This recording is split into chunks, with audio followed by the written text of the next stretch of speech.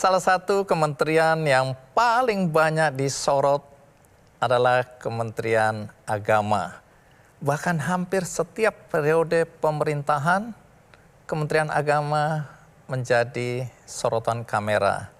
Banyak hal yang baik, tapi lebih banyak yang disoroti adalah kasus-kasus yang berkaitan dengan korupsi. Bahkan pimpinan tertinggi dari kementerian ini menjadi terpidana dan masuk penjara. Begitulah cerita tentang Kementerian Agama, tapi ketika pemerintahan baru terbentuk dan Menteri Agama ditunjuk, sebagian masyarakat menyambut baik dan penuh harapan. Tapi apakah harapan itu bisa diwujudkan? Itulah yang jadi pertanyaan ke depan. Dan sudah hadir di hadapan saya Menteri Agama Republik Indonesia, Profesor Dr. Nasaruddin Umar MA. Terima kasih. Ini mau manggilnya Prof, manggilnya Kiai, karena di situ ada Kiai Haji juga ya gelarnya di sini. Baik, saya panggil Pak Nasaruddin ya. Yeah. Pak Nasaruddin, pertanyaan pertama tentu soal kesehatan Anda. Karena untuk menjadi Menteri Agama menurut banyak orang dibutuhkan stamina yang tangguh, iman yang kuat, dan semangat yang menggelora. Nah, apakah Anda masih merasakan semangat yang besar atau Anda sudah mulai merasakan banyak persoalan yang harus ditangani ke depan? Kalau itu iya, tetapi tadi ya kenapa Kementerian Agama ini selalu menjadi sorotan? Barangkali karena Kementerian Agama itu background-nya itu putih ya. Ekspektasi masyarakat kita itu mengakui Kementerian Agama itu lembaga langit yang dipimpin oleh malaikat gitu ya. Kira-kira seperti itu. Kenapa? Karena ada kata agama di situ kan. Ekspektasi masyarakat kita itu mengendaki Kementerian Agama itu harus jadi imam dari segala sesuatu yang perfect ya kan. Tapi faktanya Kementerian Agama tidak seperti itu. Akibatnya apa ya? Banyak sekali tanggapan-tanggapan masyarakat yang berbeda-beda ya. Dan tidak bisa kita ingkari bahwa memang Kementerian Agama potretnya di masyarakat itu seperti itu. Salah satu yang menonjol di kementerian ini yang menjadi isu di luar dan bahkan minta maaf nih Pak Nasaruddin menjadi olok-olok. Bagaimana mungkin kementeriannya Kementerian Agama tapi korupsinya merajalela. Jadi isu korupsi ini menjadi salah satu isu yang banyak disoroti di Kementerian Agama. Bagaimana Anda melihat soal isu korupsi ini di kementerian yang Anda pimpin sekarang ini? Pertama karena memang dana yang ada di Kementerian Agama itu cukup besar. Kan mengelola banyak hal ya. Ada pendidikan, pondok pesantren. Kemudian yang paling seksi itu adalah ada haji kan. Banyak orang yang ingin naik haji, tapi kuotanya sangat terbatas. Kadang-kadang ada tambahan. Nah, tambahan kuota inilah seringkali jadi rebutan. Yang namanya jadi rebutan pasti ada orang yang ingin jalan pintasnya ya kan. Jadi situ terbuka peluang sebetulnya untuk melakukan sesuatu. Belum lagi kita beroperasi juga di negara yang lain. Ya, yang sistem hukumnya berbeda yaitu Saudi Arabia kan. Satu sisi kita harus tunduk terhadap ketentuan hukum di Saudi Arabia. Yang kadang-kadang ya sistemnya kan susah diprediksi karena kan negara kerajaan ya kan. Kalau kita di sini kan bisa diprediksi karena ada undang-undangnya yang konsisten untuk kita lakukan. Nah, jadi persoalannya kalau kita nanti tiba-tiba ke sana berubah kebijakan. Nah, sementara kita tetapkan anggaran sekian dari Indonesia, maka terpaksa harus ada inisiatif-inisiatif cerdas yang dilakukan teman-teman untuk menyukseskan haji. Nah, kadang-kadang nombok atau kadang-kadang juga ada dana efisiensi yang banyak ya kan. Nah, dikemanakan dana efisiensi itu dan dari mana caranya untuk nombokin anggaran kekurangan kalau ada itu. Nah, itu seringkali menimbulkan persoalan. Ya, kemudian di dalam negeri juga kita akan mengelola dana pendidikan ya kan. Kemudian pendidikan di Kementerian Agama itu sifatnya vertikal. Dari atas sampai ke Kanwil, kemudian Kementerian tingkat kabupaten, kota madya, sampai ke KUA. Jadi instansi vertikal itu betul-betul harus mengontrol dari atas sampai ke bawah. Sedangkan instansi lain itu kan di Jakarta ya. Karena terbantu oleh pemerintah daerah. Nah, kita enggak langsung. garis instruksinya itu dari Menteri Agama itu sampai ke lapis camat itu ada KUA di situ kan, kecamatan. Jadi ini salah satu faktor yang menurut Anda juga memungkinkan terjadi kebocoran di mana-mana begitu ya? Iya, karena Pengelolaan dananya besar. aliran tertirnya itu sedemikian jauh ke bawah ya. Nah sementara kontrol pusat terhadap daerah, nah di sini seringkali menjadi masalah. Yang menarik baru minggu-minggu pertama Anda jadi Menteri Agama, tahu-tahu ada upaya gratifikasi ya. Ada orang menyerahkan tas berisi atau 2 kotak kalau nggak salah, tapi KPK menyampaikan bahwa itu merupakan minyak wangi dan kalau nggak salah dupa. Tapi harganya saya nggak tahu, ada yang bilang 80 juta, ada yang bilang 6 juta dan seterusnya. Nah, itu dari mana, dari siapa, dan tujuannya apa? Pertama ya, saya waktu diminta untuk memimpin Kementerian Agama, bayangan saya tuh ada banyak hal yang sangat besar yang kami harus lakukan. Karena kita bacakan di koran-koran, ada pansus segala macam kan. Dan itu belum selesai. Logikanya saya yang harus menyelesaikan kan. Nah, jadi bayangan saya itu harus saya pasang mentalnya. Jadi kalau kita akan merubah sesuatu, maka kita harus melakukan semacam shock terapi kan. Jadi begitu saya dilantik, 1-2 hari setelah itu saya akan langsung ke KPK ya kan. Bawa pejabat eselon 1 kami. Pak, kami mohon pendampingan. Kami akan melakukan sesuatu yang lebih tegas di kementerian kami. Jadi hadir lengkap tuh komisionernya KPK itu. Siapa? Jadi Bapak yang pertama datang ke sini. Keesokan harinya juga saya menegaskan lagi kumpul seluruh pejabat eselon 1 yang ada di daerah di Kanwil itu pakai zooming dan itu wajib diikuti semuanya. Saya instruksikan bahwa hari ini adalah hari baru untuk kita semuanya. Saya ingin tegaskan bahwa kita akan lakukan pembersihan, kita akan melakukan penertiban dan juga pendisiplinan. Jadi jangan sampai nanti ada hal-hal yang tidak sesuai dengan ketentuan, itu kami tidak akan mundur. Kami sudah di backup oleh KPK, bahkan juga saya minta tolong ke teman-teman dari BIN ya, untuk membantu, kan mata kami terbatas ya. Sedangkan BIN itu kan punya siasat untuk menemukan sesuatu ya. Kejaksaan juga saya sudah komunikasi, mohon kami di backup. Saya juga ke BPK, kami didampingi. Hari ini saya akan mencoba untuk melakukan sesuatu yang terbaik untuk Kementerian Agama.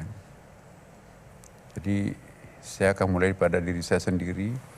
Jangan pernah ada siapapun yang memberikan sesuatu yang bukan hak saya. Ya, misalnya saya ke daerah, kami sudah dibekali dengan lumsum itu ya. Jadi saya minta pejabat-pejabat jangan memberikan sesuatu yang bukan hak saya. Emang ada kebiasaan apa di Kementerian Agama ini, Pak? Anda sempat nyinggung amplop-amplop, itu maksudnya apa ya? Iya, termasuk amplop ya. Jadi ada 3 amplop dititipin melalui ajudan. Pak ini ada amplop dari, udah simpan. Nah, jadi ada catatannya di situ. Kalau ada amplop itu kan harus ada tanda tangannya kan, ada uang. Jadi saya kembalikan. Ya ini saya bukan ya seperti yang lalu, mungkin ada tradisinya kayak gitu kan. Tunggu dulu, amplop ini bukannya sesuatu yang wajar-wajar saja. Kan Anda tanda tangan, jadi semua jelas, pertanggungjawaban jelas. Justru saya nggak tanda tangan. Iya, misalnya Anda tanda tangan, itu kan semua jelas, terbuka.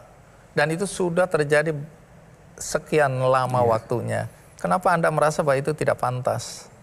Karena kami kan sudah dibekali, kita sudah dibekali untuk uang lumsum ke daerah, pesawatnya kan ditanggung ya. Pesawat saya itu juga saya tegaskan, kalau di bawah 1 jam saya pakai ekonomi. Tapi kalau di atas 2 jam baru saya pakai bisnis. Ya saya hitungannya kenapa harus bayar mahal kalau bisa murah. Efisiensi ya. Efisiensi. Baik, kembali lagi, Anda di awal kepemimpinan di Kementerian Agama, Anda kumpulkan tadi ya di acara internal, para eselon 1, semua kanwil wajib nonton, dan yang menarik karena itu sekarang sudah diliput di mana-mana, dimuat di mana-mana, dan saya menontonnya. Anda memberikan warning sebenarnya kalau menurut saya, peringatan. Artinya itu kan terbuka, Anda bilang nanti akan ada KPK, akan ada kejaksaan, Anda bilang intelijen, dan Anda bilang akan ada mata di mana-mana. Yeah.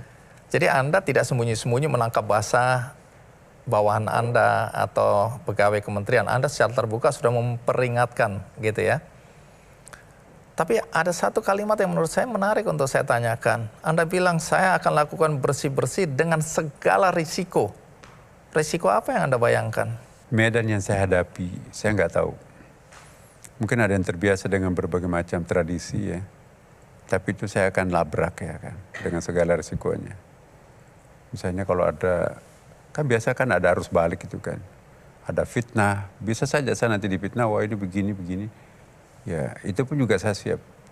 Kalau saya melakukan sesuatu dengan niat yang sangat luhur, saya difitnah atau ada mungkin berniat jahat, itu jangankan pencopotan jabatan, nyawa pun juga itu saya yakin mati syahid ya kan. Saya orang beragama ya, kalau saya mati dalam kebenaran, memperjuangkan kebenaran, ya saya yakin itu adalah Tuhan tahu niat saya apa. Banyak sekali yang saya perlakukan, Pak, saya tidak ada beban. Maksud saya tidak ada beban ini, saya bukan orang partai politik. Dan juga bukan rekomendasi dari siapapun. Saya hanya pure murni dari Pak Prabowo. Bahkan satu jam sebelum saya dilantik baru saya tahu ya kan. Itu pun juga saya sampaikan kepada beliau, Pak, saya merasa-rasa mempertanyakan apakah saya yang terbaik untuk memimpin Kementerian Agama. Jangan-jangan ada lebih baik dari saya, Bapak. Kalau ada, mohon tanpa beban. Di luar struktur pun juga saya bisa membantu Bapak. Kalian adalah kepercayaan pemerintah untuk memimpin Kanwil. Ya hati-hati, jangan sampai nanti ada kekuatan-kekuatan luar di luar diri kita yang lebih berkuasa daripada diri kita sendiri yang punya tanggung jawab. Ya termasuk istri. Sampai intervensi tentang promosi jabatan dan kadang-kadang lebih manja daripada Kanwilnya itu sendiri.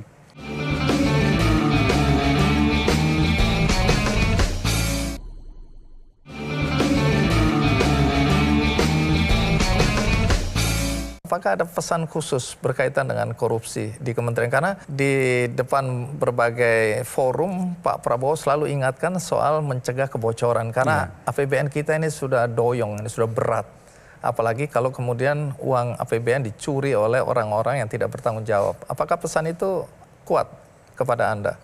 Tapi saya pikir bahwa Pak Prabowo juga sangat tahu bahwa di DPR itu sedang ada suatu persoalan untuk Kementerian Agama, ya, ada pansus ya kan. Nah, jadi saya kok di antara seluruh menteri itu mungkin saya yang paling lama diajak berdialog itu sekitar kurang lebih hampir 1 jam lah. Saya lihat teman-teman itu ada 10 menit keluar lagi, ada 5 menit keluar lagi. Kementerian Anda ini yang paling berat kelihatan. Tapi Pak Prabowo itu diskusi tentang saya. Ya. Jadi kira-kira Kementerian Agama nanti seperti apa ini? Ya mungkin dia tahu karena saya pernah jadi wamen. Dialog saya dengan beliau, diskusi saya pada malam itu ya. Karena dia tanya, saya nanya, Pak jadi bagaimana dengan posisi saya di Istiqlal sebagai imam besar? Oh enggak, tetap Pak Nasrul pimpin. Soalnya nama Istiqlal di luar negeri itu lebih populer daripada Kementerian Agama gitu. Dengan adanya Paulus. Jadi Anda merangkap sampai hari ini ya? Iya, karena beliau minta. Kan itu satu paket ya. Sebagai Istiqlal. imam besar di Istiqlal, tapi juga sebagai Menteri Agama di Kementerian Agama ya. Ini nggak gampang ini, karena jadi imam besar aja saya tahu persoalan Anda banyak dan berat. Ditambah dengan persoalan yang mungkin tidak kalah beratnya ya, karena di sini kementerian yang paling disoroti. Jadi sebagai Menteri Agama prioritas Anda apa? Ya, pertama kemarin itu saya ingin menuntaskan PR-nya kan pansus belum selesai. Oke. Ya, dengan mau tidak mau Anda saya yang harus mempertanggungjawabkan ya kan. Alhamdulillah dengan kebaikan ke DPR khususnya anggota DPR Komisi 8 ya. Kita bisa berdiskusi dengan terbuka ya. Saya juga apresiasi teman-teman di DPR itu di Komisi 8 itu tahu kalau saya ini baru ya. Pernyataan-pernyataan saya juga menyatakan kepada para istri pejabat jangan sampai nanti istrinya lebih berkuasa daripada suaminya. Ya Nah ini kan? menarik, boleh saya tanyakan lebih jauh ya.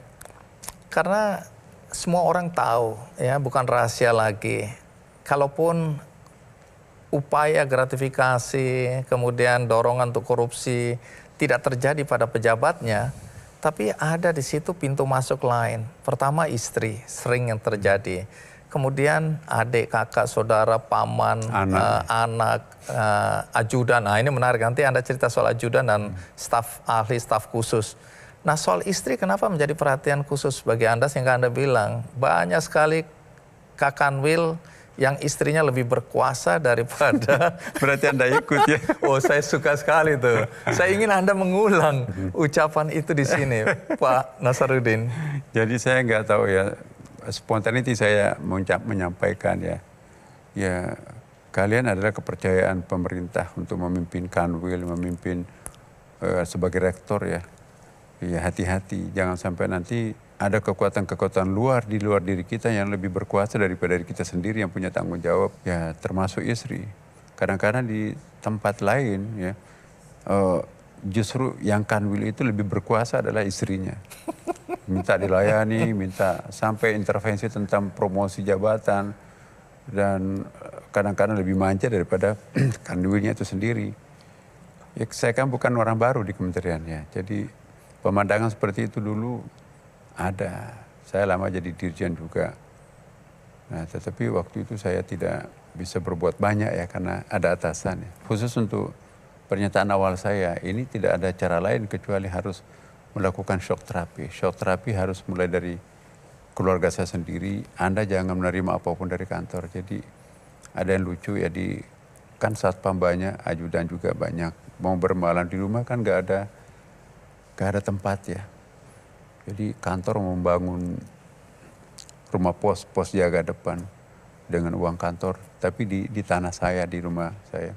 Istri saya, enggak, mas, ini siapa yang suruh? Iya Pak, kantor.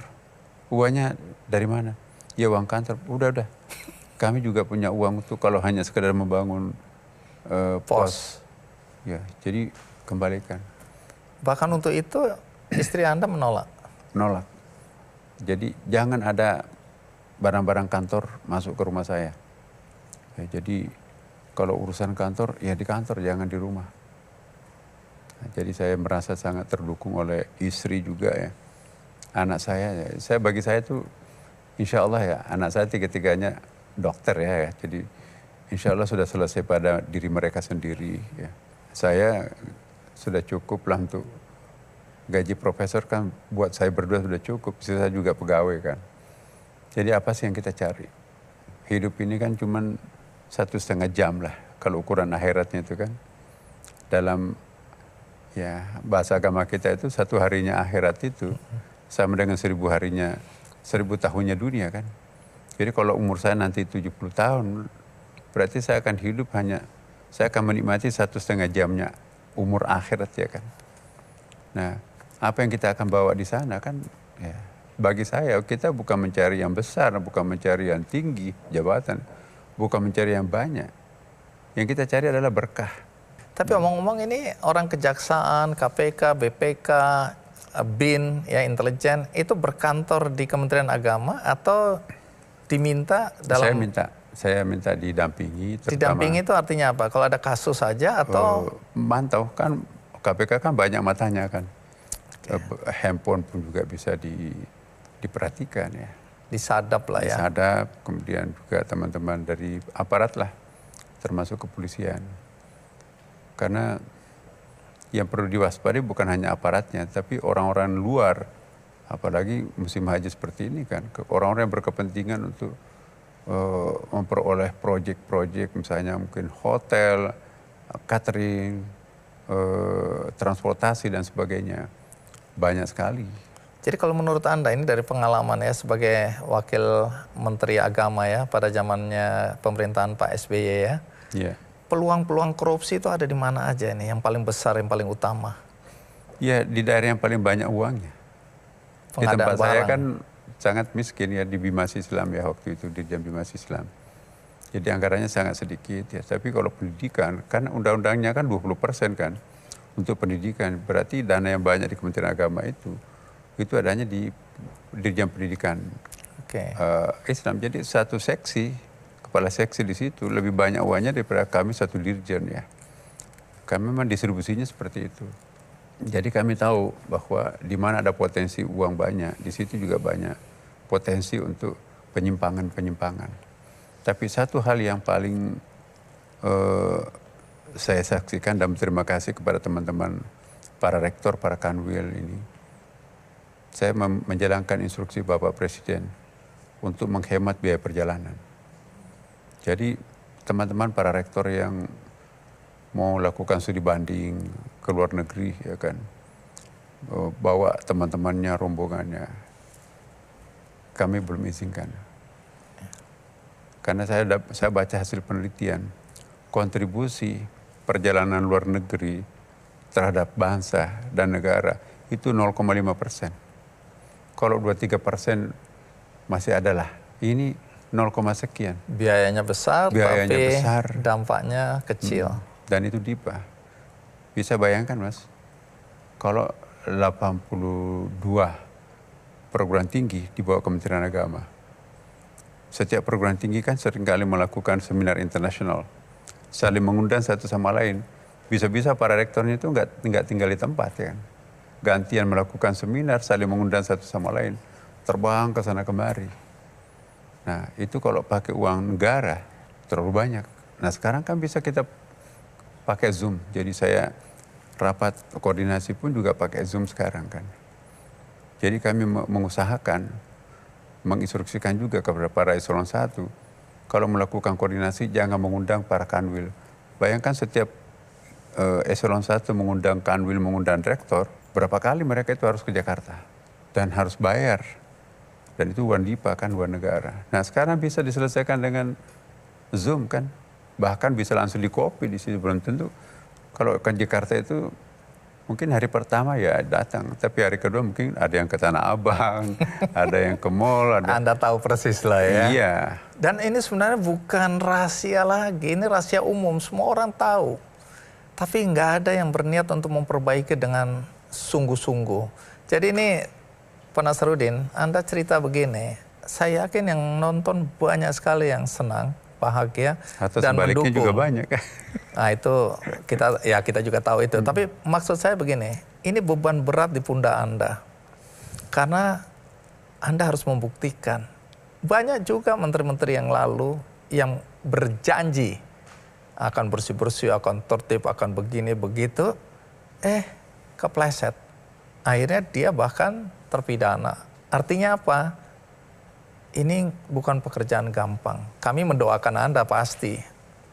Tapi yang Anda memang harus sadari betul, tapi kami yakin Anda tahu bahwa nanti akan arus balik ini yang menghantam Anda. Karena orang-orang yang terganggu kepentingannya selama ini pasti mencari-cari celah untuk kesalahan-kesalahan Anda, sekecil apapun itu. Ya. Itu Anda sadari itu ya? Itu saya juga sudah siap karena pernah mengalami Mas ya. Jadi ketika dulu waktu periode yang lalu ya, sampai ada fitnah ya. Kasus Al-Quran dulu itu kan saya dikait-kaitkan. Pada saat kan sudah Korupsi. Saya sudah nggak ya. di Dirjen pada waktu itu kan. Iya. Tapi ada saja caranya orang. Sebenarnya saya terserah ke KPK. Kalau memang KPK menemukan suatu temuan, saya rela mempertanggungjawabkan apapun yang saya lakukan. Tapi ternyata alhamdulillah ya. Saya ingat waktu itu Pak Novel Baswedan, Pak Nasr, kami sudah teliti semua. Tidak mungkin Anda akan dihukum karena isu ini, kasus ini. Ya, saya bilang apapun yang terjadi saya siap. Saya orang beragama, apapun. Kalau memang saya difitnah yang tidak-tidak, ada ayatnya kan, Rabbis sijnu ahabbu ilayya. Penjara lebih aku sukai daripada hidup di istana kan. Saya tidak melakukan apapun tapi difitnah. Saya akan menikmati penjara itu. Soal orang yang punya kemampuan. Nah, yang punya kemampuan. Dan dengan segala cara dia tanda kutip mengambil jatah orang lain. Nabi Muhammad SAW itu cuma 1 kali haji loh. Kita ada sampai 10 kali haji. Ya, kecuali kalau petugas loh ya. Saya juga ingin menyampaikan kepada teman-teman kita yang sudah haji. Berikanlah haknya, kuotanya orang yang belum pernah haji itu untuk haji.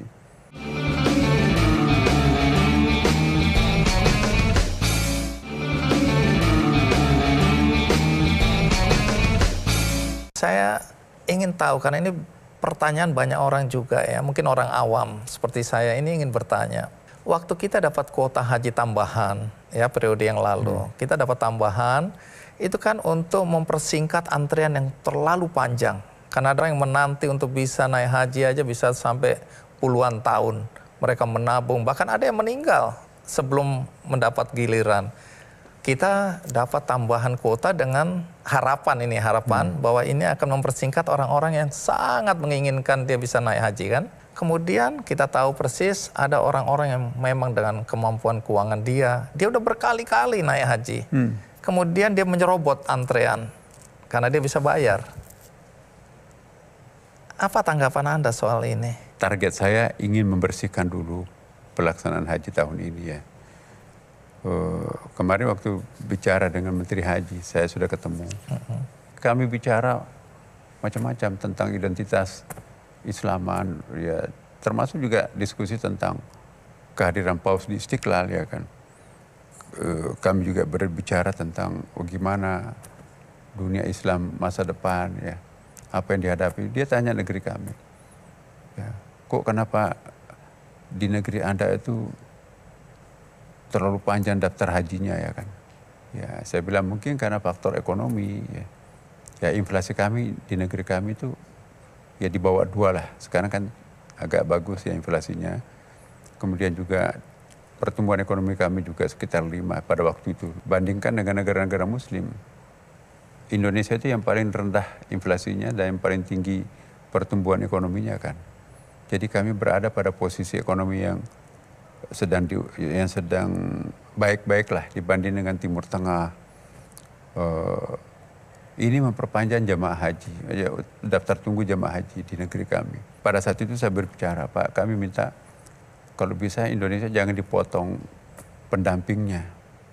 Pendamping itu kan gini, tahun lalu itu 2.200 orang pendamping. Sekarang mau dipotong menjadi 50%, berarti hanya 1.100.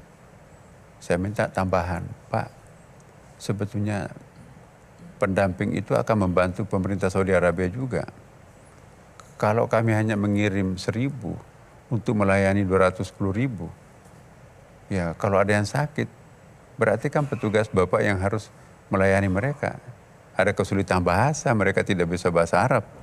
Tapi kalau pegawai kami, pendamping kami yang melayani mereka, dia tahu jenis penyakitnya apa, dia tahu bahasanya apa, ngangguk-ngangguk dia kan. Jadi sesungguhnya kehadiran pendamping kami itu secara tidak langsung atau langsung membantu yang mulia juga. Hasilnya bagaimana? Dia akan pertimbangkan. Nah, baik. Karena ini menunggu berapa kuota yang kami nanti akan sepakati dengan DPR. Jadi DPR ini kami mungkin minggu inilah nanti kami akan tentukan ongkos naik hajinya itu berapa. Karena itu harus disepakati bersama DPR, Komisi 8. Ada kecurigaan kan kuota ini dijual belikan ya, tambahan kuota maksud saya. Iya. Anda melihatnya? Iya, itu kan rahasia umum ya. Artinya kuota itu rawan dengan bagi para pemain-pemain untuk itu ya. Karena bisa satu kuota itu bisa sampai 500 juta, sampai bahkan 800 juta. Ada menjelang 1 miliar itu kan. Iya. Nah, bayangkan kalau misalnya kuotanya tambahannya 20.000, tiba-tiba harus berangkat 20.000, persoalannya terletak pada pesawatnya, di luar dugaan kan. Berarti harus menambah penerbangan. Kemudian di Arafah harus nambah kemah, dia harus nambah kasur. Sementara space terutama di Mina itu kan sangat terbatas kan. Tiba-tiba ditambahin 20.000. Nah, jadi kasur itu berdesak-desakan tuh. Nah, apalagi kalau tambah 20.000, kadang-kadang mungkin saya nggak tahu ada orang tiba-tiba masuk ke kemahnya orang lain kan. Jangan-jangan kuota yang kelebihan tadi itu yang tidak punya persiapan tiba-tiba nyerobot masuk ke kemah orang lain. Dan jadi banyak hal yang bisa terjadi. Jadi apa yang Anda akan lakukan sebagai Menteri Agama dalam konteks ini? Saya belum minta. Pak, malam itu apapun yang saya minta itu insya Allah Pak, karena kami sangat nyambung dengan menterinya kan. Tambahan insya Allah dijanjikan. Tapi kalau dapat tambahan, apakah akan diperjualbelikan lagi nanti? Nah, justru saya belum minta. Saya akan mengevaluasi dulu kesiapan pesawat kami, kesiapan kemah, kesiapan tenda, kesiapan lokasi yang kami akan tempati, kesiapan di Mina, kesiapan hotel-hotel. kesiapan catering. Kalau ada di antaranya itu nggak siap, lantas tiba-tiba kita tambah lagi 20.000. Jangan-jangan yang 220.000 ini juga belum beres, tambah lagi 20.000. Itu kan artinya memperbesar peluang untuk munculnya masalah besar. Bagi kami, satu orang pun juga harus dipersamakan dengan orang banyak. Tidak boleh menelantarkan orang. Jadi kalau memang persiapan kami belum siap untuk menerima kuota tambahan, mungkin kami tahun ini akan tidak minta. Kami akan menjadikan tahun ini sebagai contoh pelaksanaan haji yang terbaik. Ini obsesi saya. Apalagi dengan Presiden membentuk badan haji, jadi itu ada mendukung kami untuk melakukan sesuatu yang lebih profesional. Jadi ini lebih meningkatkan pelayanan ya. Tapi sekaligus sebenarnya mencegah peluang orang bermain-main dengan kuota ini ya. Iya. Ini pertanyaan nggak tahu ini bodoh, awam, tapi saya ingin menanyakannya ya. Kalau dalam hukum Islam, orang-orang yang sudah berkali-kali naik haji, punya kemampuan secara ekonomi, kemudian mengambil mau dibilang jatah orang lain ya, hukumnya apa dalam Islam ini? Apakah hajinya nanti mabrur atau bagaimana ya? Ya, urusan mabrur itu kan urusan Tuhan ya. Tapi bagi saya itu ada dua hal yang perlu dicermati, Mas. Jangan maksakan diri untuk haji kalau tidak punya kemampuan. Kan wajib haji itu bagi orang yang mampu. Ini mampu karena saking mampunya dia ingin mengambil jatah orang. Saya bicara yang tidak mampu dulu kan. Walillahi nasi hijjul baiti min istata'a ilaihi sabila. Ada orang sesungguhnya secara syar'i itu tidak mampu. Dia harus jual semuanya. Dia nggak mikirkan anaknya masih akan makan juga. Jual sawahnya demi untuk meraih predikat haji. Ya. Nah sesungguhnya itu kan belum masuk kategori wajib haji. Haji itu dalam kategori wajib haji itu punya kemampuan, mampu untuk membiayai keluarganya di belakang, mampu membayar biaya kesehatan kalau ada ya. Pokoknya segala sesuatu yang berkaitan dengan pelaksanaan haji itu punya kemampuan, termasuk kesehatannya mampu juga. Nah kalau sudah pakai kursi roda dan umurnya sudah lanjut, ya menurut syariah itu kan sebetulnya sudah tidak wajib haji lagi. Tapi tidak bisa kita larang, kan itu hak asasi. Bahkan Pak nanti kalau kejadian apa-apa, memang kalau saya mati di sana kan mati syahid. Iya. Wah, susah. Bahkan banyak orang bercita-cita kalau bisa meninggal di sana. Ya meninggal di sana kan mulia. Nah, jadi ini persoalan hak asasi di sini. Kalau orang nekatnya seperti itu, kita tidak punya hak untuk kecuali menggunakan regulasi yang ada kan. Nah kami sudah mempelajari regulasi persyaratan umur. Jadi umur juga kadang-kadang umurnya masih muda tapi penyakitan. Ada orang umurnya sudah 90 tahun tapi masih kuat. Jadi relatif juga itu soal umur tuh. Cuma kalau kita generalnya ya, kalau di atas 90 tahun itu pada umumnya ya sudah uzur lah. Nah, tapi mereka juga sangat, kami kan sudah 30 tahun menunggu, masa giliran saya sudah sampai, masa tiba-tiba saya dilarang. Iya. Nah itu kan juga hak asasinya orang. Jadi sampai hari ini semua negara juga susah untuk menjawab pertanyaan itu, mereka berangkatkan. Nah. Baik, kalau pertanyaan saya tadi soal orang yang punya kemampuan. Nah, yang punya kemampuan. Dan dengan segala cara dia tanda kutip mengambil jatah orang lain. Nabi Muhammad SAW itu cuma 1 kali haji loh. Ya, kita ada sampai 10 kali haji. Ya, kecuali kalau petugas loh ya. Saya juga ingin menyampaikan kepada teman-teman kita yang sudah haji, berikanlah haknya, kuotanya orang yang belum pernah haji itu untuk haji. Teman-teman yang sudah haji itu, insya Allah yang penting rawat kemabruran hajinya tanpa harus haji. Kalau mau ya umrah lah. Umrah itu kan juga pahalanya, kalau 7 kali umrah sama dengan pahalanya haji juga itu kan. Nah, jadi kalau kangen terhadap Baitullah, kangen terhadap makam Rasulullah, jangan pakai haji biasa, pakai umrah lah. Kan juga ketemu semuanya tuh. Nah kasihan teman-teman kita ini yang sekian lama menunggu, ya, tapi tidak bisa berangkat. Dulu kan saya komisaris di beberapa tempat ya, kemudian juga ada gaji di UIN, ada gaji di Istiqlal. Sekarang semuanya nggak boleh terima. Hah? Iya, istri saya tuh, wah ini berkurang. Kami hanya dapat sepertiganya dari sebelumnya kan. Astaga.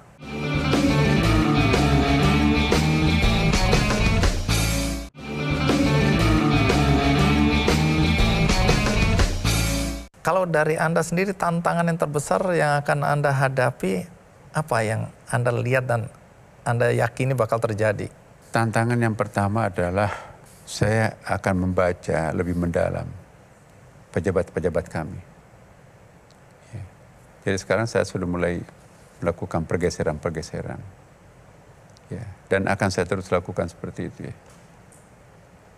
Jadi yang sudah lama, ya pindahkan ke tempat lain, dan saya kira kita perlu perubahan-perubahan. Dan memang yang sudah cacat, ya ini mohon maaf, saya sudah setumpuk temuan yang kami temukan dan langsung saya tanda tangani sendiri. Ada Tunggu, yang setumpuk temuan Iya. pada saat Anda masuk pertama atau Anda tahu sebelum-sebelumnya ini? Sebelum saya sudah kejadiannya sebagian, tapi juga Oke. ketika saya menjadi menteri belum ada. Tapi temuan-temuan sebelum saya kan saya harus tanda tangani itu. Ya, ada masalah moral, ya, ada masalah penyimpangan, ada penerimaan sogok dan seterusnya, dan ada pencemaran nama baik. Ya, saya harus tanda tangani. Ya, Bismillah saya tanda tangani. Jadi untuk memberikan efek jerah juga kepada yang lain. Jadi setumpuk itu berarti banyak ini ya banyak. Pak Nasar ini ya? Ada yang sudah 3-4 tahun belum diselesaikan. Jadi saya harus selesaikan. Nah kalau itu ditumpuk begitu tidak diselesaikan, akhirnya kan yang wah ini nggak ada hukumannya kok. Jadi saya memang melakukan dua hal. Yang salah kita hukum, tapi yang sangat berprestasi kita berikan rewarding. Saya janjikan beberapa orang untuk menjadi petugas haji. Ada orang yang mengarang sebuah lagu wajib ya di forum kerukunan untuk beragama, itu sangat bagus lagunya. Apa ya, mau ngasih uang, bagaimana caranya? Jadi kewenangan yang saya miliki adalah bisa menunjuk orang yang punya prestasi menjadi pendamping haji. Sekaligus berhaji nantinya. Berhaji. Yang menarik, saya dengar itu dialog Anda dengan teman-teman di DPR Komisi 8 ya. Salah satu anggota DPR dengan suara lantang dan keras. Dia bilang, Pak Menteri, tolong dipecat aja semua eselon. Saya lupa eselonnya, kayaknya eselon 1 di jajaran Anda gitu ya. Saya nggak tahu teman kita punya informasi seperti apa ya. Apakah itu yang membuat langkah Anda memindah-mindahkan orang atau memang ada temuan dan data yang valid? Ya, saya punya keyakinan bahwa yang terbaik adalah memindahkan, menghentikan, atau mempertahankan. Ya, seorang pemimpin harus punya feeling. Jadi bukan emotion. Feeling saya, orang ini bermasalah dan yang terbaik bukan di sini. Ada orang yang lebih baik, maka orang itu kita pilih tempat itu. Nah, kita harus berani, Mas. Karena kalau kita tidak berani melakukan peninjauan seperti itu pun juga artinya hanya ucapan aja kan. Saya akan buktikan ya, pemberian apapun yang tidak merupakan wajar buat saya kembalikan ke KPK. Amplop melalui ajudan yang saya nggak tahu, saya kembalikan ke yang bersangkutan atau diproses sesuai dengan ketentuan. Artinya kalau memang itu hak saya sebagai misalnya narasumber, karena kadang-kadang juga misalnya nasihat perkawinan, ya. Saya tanya juga ke KPK kan, Pak saya ini kan dunianya juga penceramah ya. Saya ceramah di Maulid, Isra Miraj, ada yang ngasih saya amplop. Amplopnya kadang-kadang juga ada yang lumayan tuh. Pertama, saya harus potong pajaknya dulu kan. Karena kan kalau kita nerima-nerima juga tanpa dipajak, itu kan juga ya jadi temuan juga kan. Pelaporan LHKPN kita juga nanti kan bisa ketemuan tuh. Nah, apakah bisa saya ngambil? KPK bagus jawabannya, tergantung Pak. Kalau itu ada kaitannya dengan jabatan, ya Anda harus laporkan. Tapi kalau seperti nasihat perkawinan, ya, atau cara memaulid tidak ada kaitannya dengan jabatan Anda diundang sebagai profesional, itu boleh diambil. Karena banyak yang mengundang Anda juga sebagai penceramah dalam konteks Anda adalah imam besar, ya, yang dihormati, yang pemikirannya diharapkan, ya. Nah itu, apakah setiap kali kalau terima honorarium Anda harus laporkan ke KPK dulu baru disetujui? Nah itu saya tanyakan juga. Kan ada keahlian saya misalnya kan, Iya. masalah gender, seminar internasional ada. Kemarin 2 kali ya saya keynote speech itu, ada amplop. Saya tanya dulu, ini amplop, saya bukan sebagai menteri loh saya diundang. Saya adalah sebagai pribadi, saya adalah expert dalam bidang ini. Saya berikan keynote speech, saya bicara, saya dikasih amplop. Ini boleh nggak saya ambil?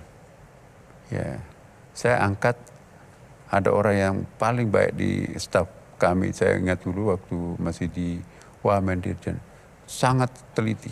Pak, ini Nggak boleh. Jeruk makan jeruk. Itu yang saya pakai sekarang. Jadi, Pak, ini ada uang. Nasihat perkawinan.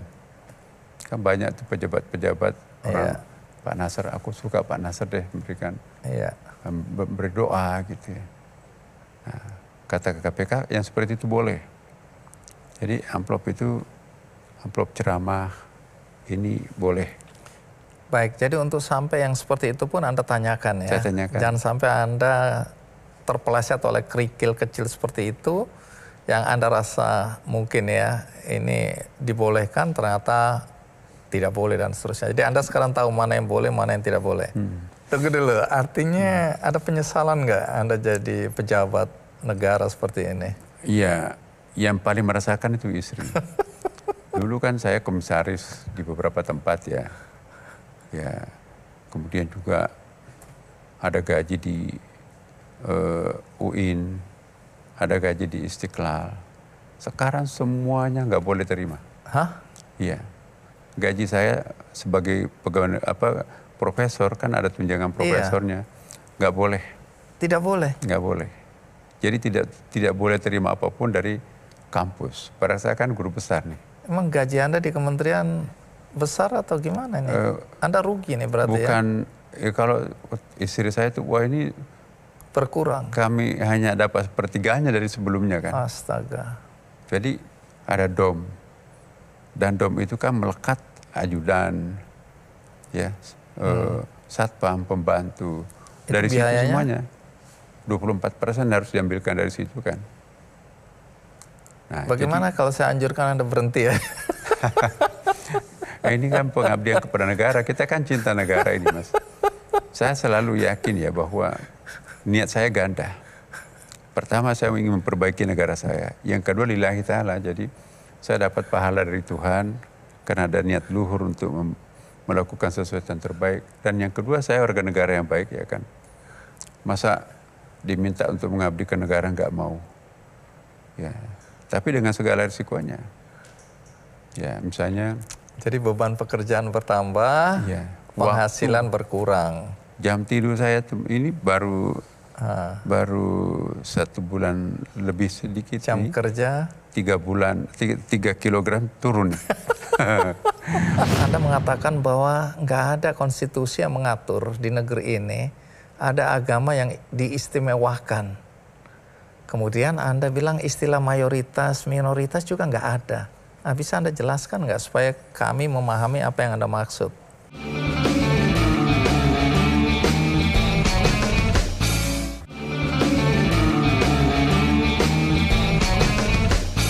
Saya tertarik sekali mendengar sambutan Anda. Anda kan nggak mau menggunakan teks pidato di acara di depan teman-teman kita Konghucu ya.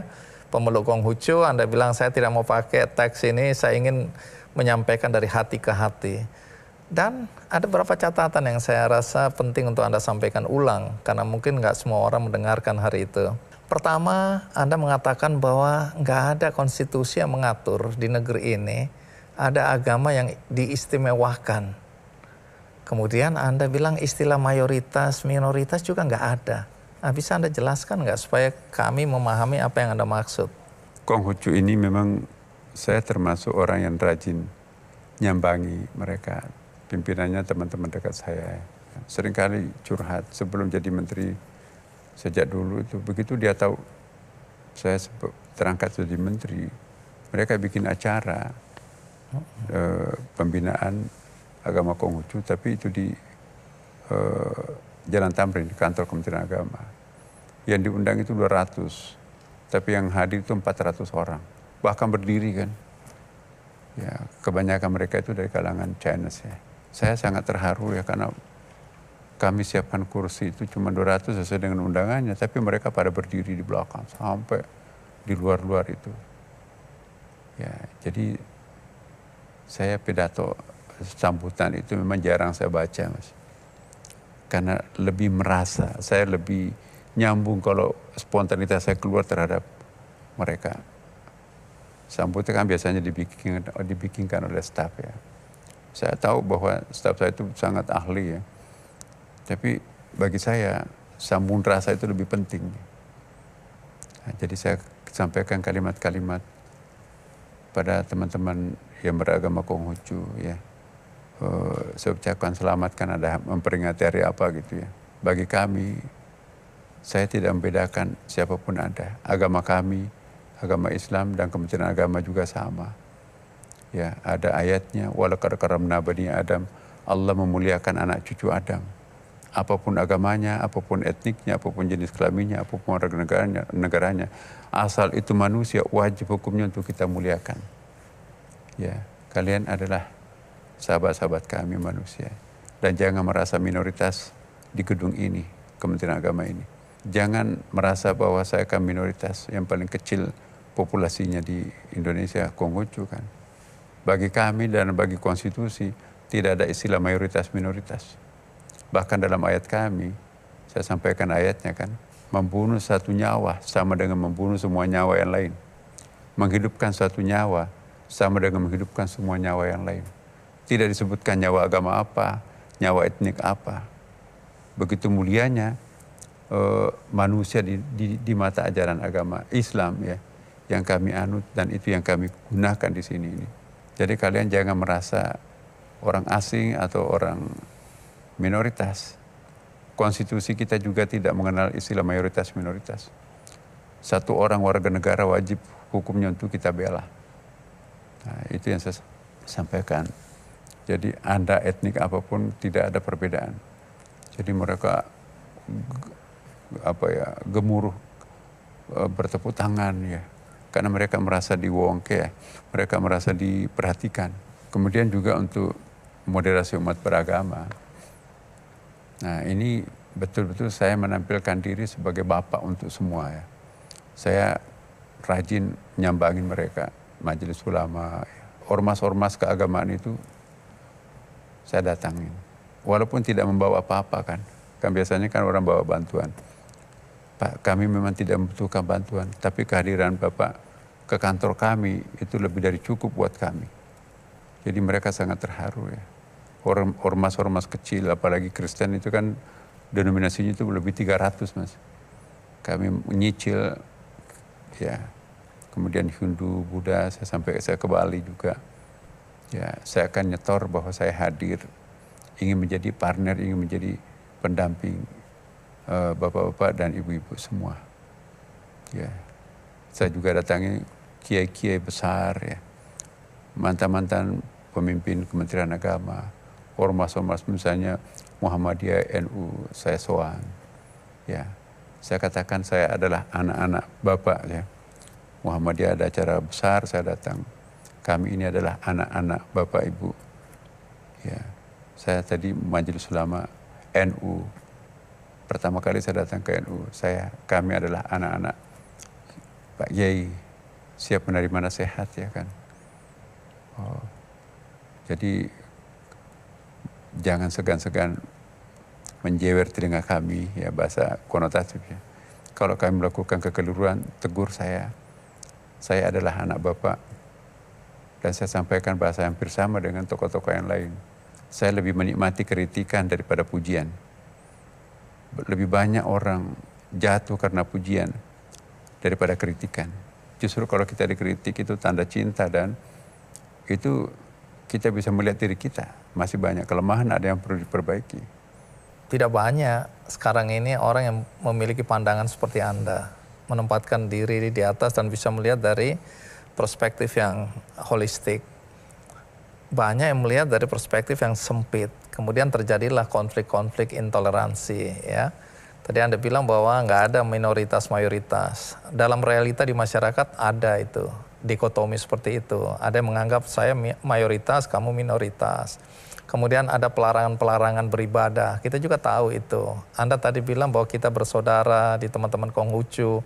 Tapi dalam realita juga kita lihat tempat-tempat ibadah yang nggak dikasih izin atau ditolak, atau orang yang beribadah dilarang dan seterusnya. Nah, dari situasi seperti ini nanti Kementerian Agama bersikap seperti apa ya? Setiap persoalan itu pasti ada jalan keluarnya. Dan jalan keluar itu kan tidak mesti harus melalui pendekatan formal, ya kan. Saya kemarin waktu breakfast meeting, jadi kami punya kebiasaan jam 6 pagi breakfast meeting ya, sampai jam 9. Seluruh rektor, seluruh kanwil ikut. Dan saya menikmati itu karena teman-teman pada hadir ya. Energi paginya keluar memberikan dukungan terhadap kebijakan-kebijakan kami. Ya, kemudian saya dapat laporan berkat pendekatan-pendekatan diplomatis yang dilakukan teman-teman. Ada satu masjid yang selama ini susah dibangun di daerah Sulawesi Utara. Saya dapat laporan, Pak, alhamdulillah Pak, kami sudah mendapatkan izin untuk masyarakat setempat membangun masjid. Ya, di tempat yang lain, Pak, alhamdulillah Pak, gereja kami sudah diizinkan oleh masyarakat setempat untuk melanjutkan pembangunannya. Tadinya kan tertahan kan. Saya nikmat sekali mendengarkan itu kan. Kenapa? Karena saya teringat Rasulullah. Nabi pernah satu saat ada gereja yang tidak pernah selesai-selesai. Kasihan tuh, mereka mau beribadah, mereka mau melakukan kebaktian. Rumah ibadahnya nggak ada, bantu dia. Jadi Nabi menganjurkan bantu dia dari uang hibah. Jangan dari uang wakaf, jangan dari uang zakat. Jadi Nabi membantu penyelesaian pembangunan rumah ibadah itu, masjid itu. Ya. Dari uang hibah, Rasulullah menginstruksikan. Ada perempuan tua, kelaparan dekat masjid. Nabi setengah marah. Kenapa ada melakukan? Itu kan Yahudi ya Rasulullah. Lalu Nabi, perut lapar itu nggak ada agamanya. Agama apapun orang itu dibantu, ambilkan dari kas. Jadi kalau ada kelaparan, jangan tanya agamanya apa, itu Nabi loh. Dan ini yang kami terapkan di Istiqlal, Mas. Walaupun saya banyak dapat kritikan dalam arti masukan. Oh, kok kenapa ada pos masuk ke Istiqlal, kenapa ada orang-orang beragama lain masuk di Istiqlal. Ya, saya akan mencontoh Rasulullah. Jadi Nabi luar biasa ya, memberikan perhatian terhadap kelompok minoritas. Atas dasar ini kami juga punya pendidikan di Istiqlal, Mas, pendidikan kader ulama. Jadi salah satu program kami, calon-calon ulama ini di Istiqlal, kerjasama dengan Universitas PTIQ, itu nanti kan doktor dan master. 6 bulan kami training, dititipkan di Stockholm, di program tinggi di Amerika kan, Riverside University, dan ada 2 tempat di Amerika, termasuk juga di Georgetown University, Washington, dan 6 bulan juga di Al-Azhar. Kenapa kami kirim ke Amerika? Saya ingin kandidat ulama Indonesia ini pernah merasakan hidup di dalam perbedaan budaya, ya. Pernah hidup sebagai minoritas walaupun 6 bulan ya. Nah, ternyata setelah mereka pulang dari Amerika, pulang dari sana, itu kepribadian mereka itu menjadi sangat wise ya. Lebih terbuka. Lebih terbuka. Oh iya ya. Nah, jadi saya berharap ulama produk Istiqlal ini nanti lebih komprehensif dan lebih wisdomnya lebih kelihatan. Karena dia pernah merasakan pemandangan di tempat yang lain. Bahkan ada yang banyak lucu lah. Sebelum mereka berangkat ke Amerika, wah ini Amerika ini satanic country, negara setan segala macam ya. Begitu melihat Amerika disiplin, bersih, kemudian juga sangat polite kan masyarakat, sangat santun masyarakat itu. Waduh, masyarakat Amerika kok begini ya? Pendakwa, penceramah yang sering mengeluarkan kata-kata kasar ya, menghujat orang atau agama lain, itu bagaimana sikap kementerian nanti ini?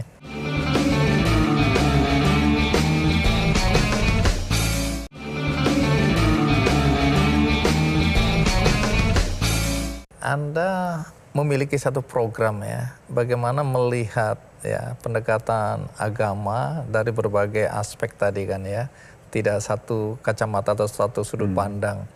Tapi kita bisa lihat juga belakangan ini kan yang rame adalah pertanyaan kepada para atau juru dakwah lah, para pendakwa yang sering melontarkan kata-kata kasar, keras ya, bahkan sangat radikal, mendorong agar ada dikotomi antara agama begitu.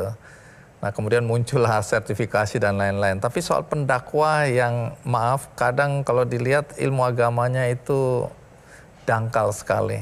Tapi karena dia keras dia jadi populer dan kemudian ada juga yang mengidolakan dia.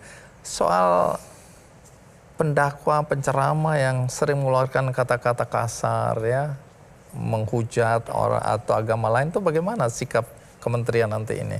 Selain pendakwa harus wisdom, masyarakat kita juga harus wisdom juga. Jadi dua-duanya harus wise ya. Ada pendakwa multitalenta. Kadang-kadang seorang multitalenta itu punya banyak wajah ya kan. Ketika dia memberikan satu pernyataan tertentu, dia dirinya sebagai apa pada saat itu? Apakah dirinya sebagai mubalik? Apakah dirinya sebagai seorang seniman? Apakah dirinya sebagai seorang pelawak? Apakah dirinya itu sebagai seorang yang tukang canda ya? Jadi masyarakat itu juga harus wise juga. Oh enggak kok, dia pada saat itu konteksnya dia kan sedang melucu. Orang sedang melucu, melawak itu kan biasa keluar kata-kata yang sangat friendship gitu ya, familiar. Nah, jangan kita pakai kacamata audiens dalam satu majelis lalu mengukur sebuah pernyataan yang keluar dari sebuah mulut yang kapasitasnya pada waktu itu mungkin dia menempatkan diri sebagai seorang pelawak. Orang itu bisa korban. Bukan niat saya seperti itu. Yang penting kamu mengatakan seperti itu kan. Jadi hemat saya dua-duanya harus wisdom. Masyarakat juga harus wise, penceramah juga harus wise. Nah, kematangan Indonesia yang kita harapkan ini bukan hanya menghendaki kematangan para mubaliknya, tapi masyarakatnya pun juga harus matang. Bisa pemerintah pun juga ya, harus matang. Lebih dewasa. Kalau pendakwa yang radikal, bagaimana?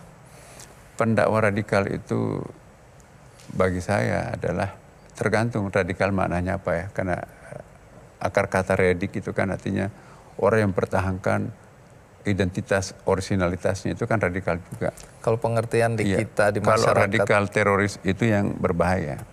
Tapi kalau radikal dalam arti orang itu konsisten menjalankan ajaran agamanya, itu saya tidak ingin mengatakan itu sesuatu yang negatif ya kan.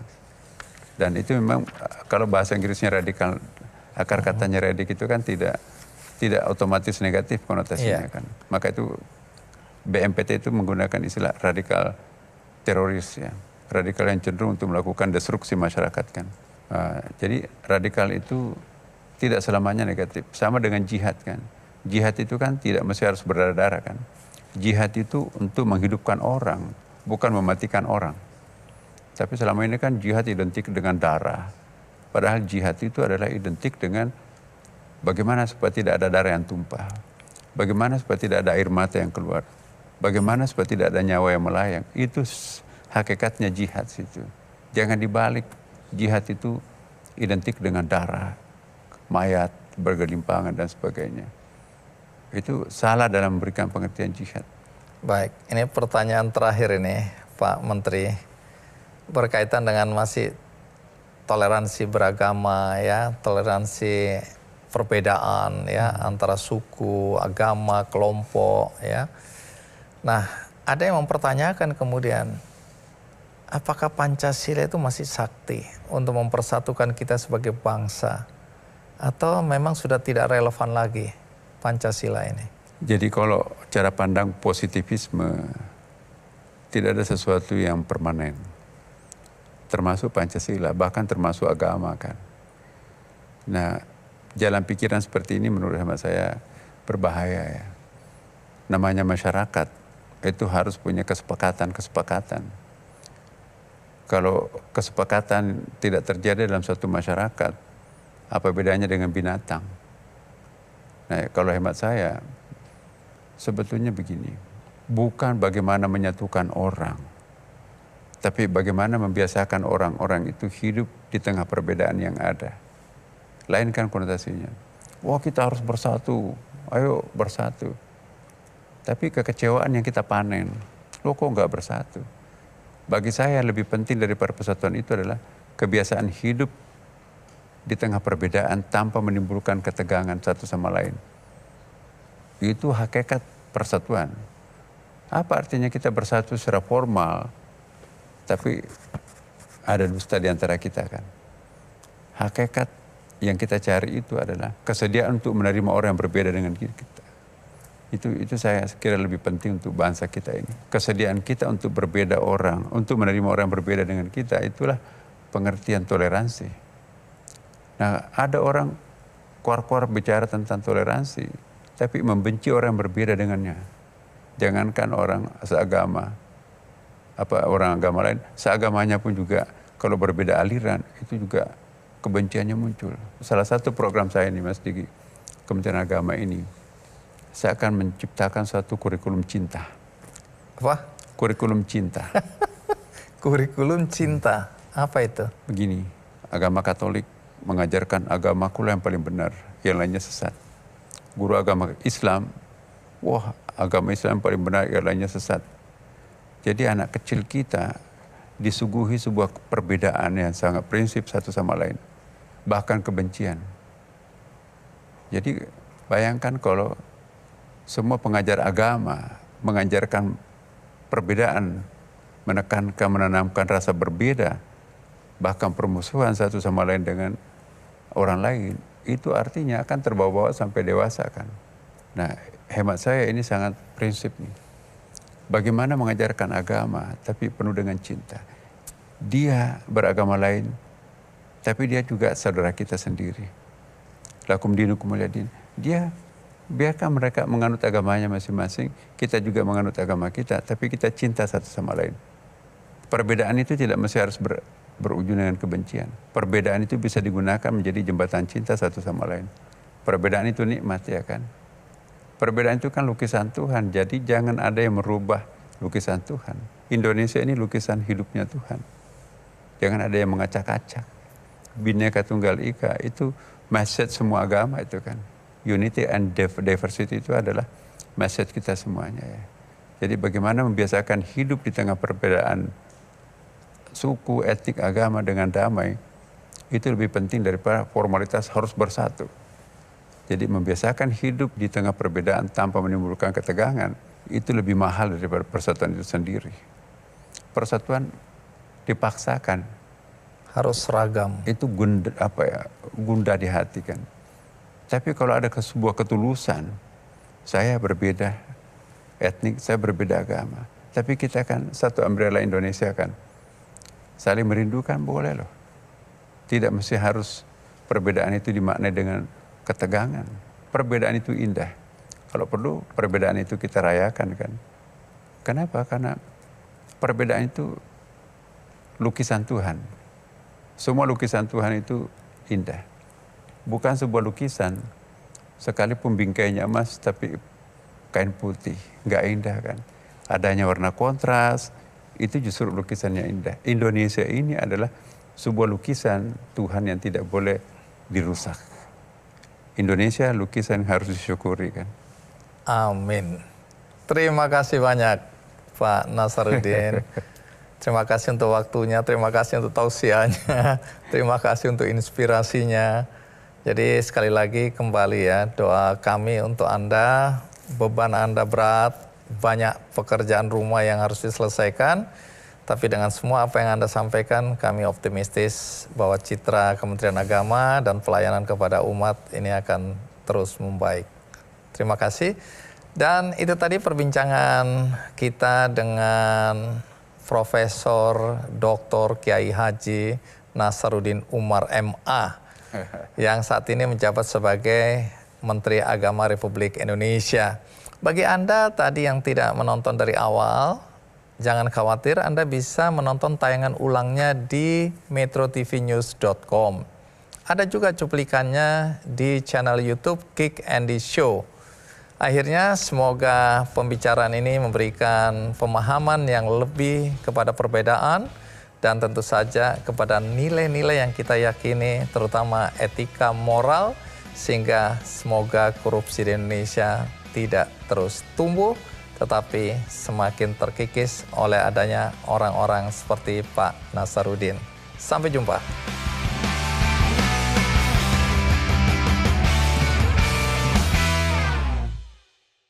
Jelajahi cara baru mendapatkan informasi. Download Metro TV Extend sekarang.